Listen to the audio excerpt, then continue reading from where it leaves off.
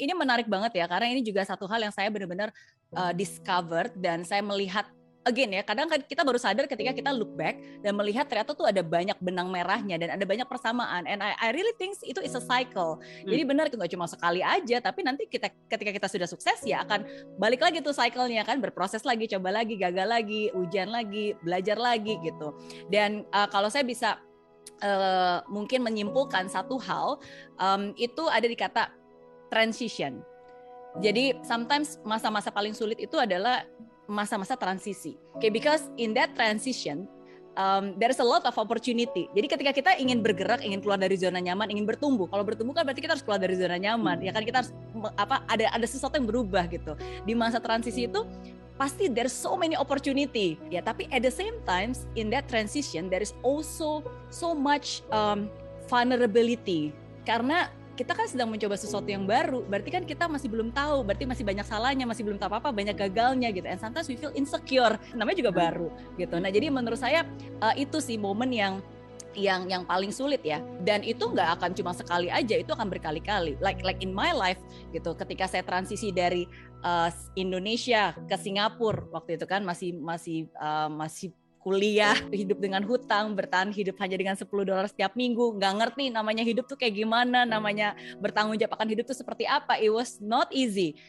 Especially I have a lot of limitations waktu itu kan, nggak bisa ini, nggak bisa itu, nggak bisa bahasa Inggris, nggak punya uang, wow, so many insecurities.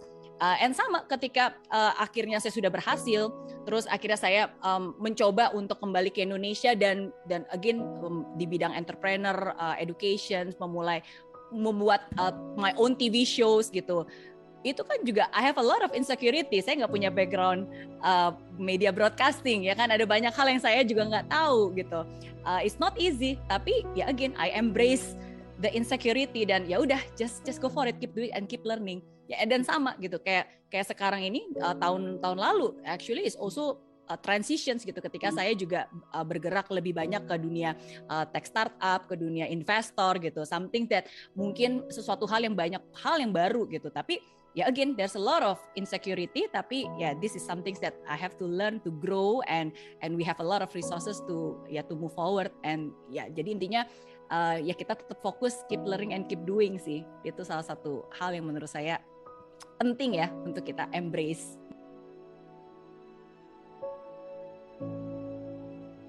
When we have nothing, ketika kita belum siapa-siapa dan masih berada di bawah, belum punya apa-apa gitu kan, sometimes we dare to take more risk. Ya udah coba aja, sekarang juga udah segini kok gitu kan, what is the worst thing that can happen, akhirnya kita berani mencoba gitu kan. Tapi sometimes the challenge adalah ya ketika kita sudah berhasil achieve the next milestones, kita mungkin sudah lebih dikenal, kita mungkin sudah berhasil mendapatkan beberapa hal gitu kan, and sometimes kita jadi takut untuk take more risk karena ya itu, waduh nanti kalau gagal gimana, apalagi kalau public figure, aduh nanti kalau diketahuin orang gimana, malu dong gitu kan. And sometimes egonya kita atau rasa ego itu yang akhirnya justru menghalangi potensi gitu. Makanya saya juga selalu bilang nih, jangan sampai ego menutup pintu rezeki, jangan sampai gengsi menutup pintu rezeki ya. Oke, nah tapi disitulah again for me personally, kayak contohnya nih, ketika saya udah lebih dari 10 tahun bikin in education industry, udah bikin Mary Learning Center gitu kan, udah banyak lah achievementnya. Actually I have a choice, ya udah kalau gitu nyaman-nyaman aja, nggak usah bikin startup baru gitu kan, nggak usah bikin venture, sekarang aja juga udah nyaman kok. And then when I took risk, itu kan berarti resiko. Ya, bakalan lebih capek, bakalan lebih banyak waktu yang harus di-spend, ya kan, belum tentu berhasil lagi, ya kan.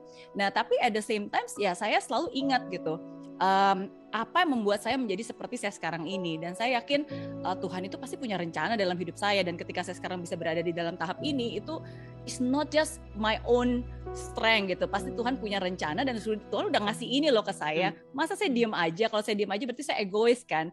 Jadi I have to keep moving forward ya, karena ya saya harus bisa memaksimalkan semua talenta, semua berkat yang Tuhan udah kasih ke saya. Jadi nggak perlu takut untuk bisa mengambil resiko ya, karena ya karena in life if you don't risk anything, ya you risk everything.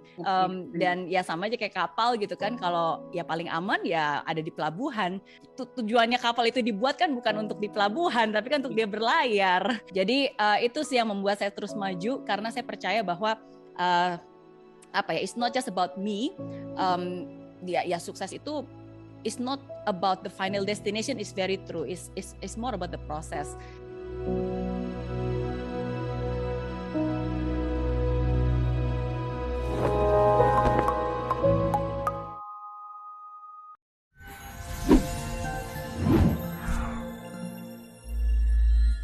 Di aplikasi Mary Riana tersedia lengkap video-video YouTube terbaru saya, artikel yang up to date, post inspirasi, koleksi merchandise, workshop dan seminar yang bisa kamu dapatkan free dan download sekarang juga gratis.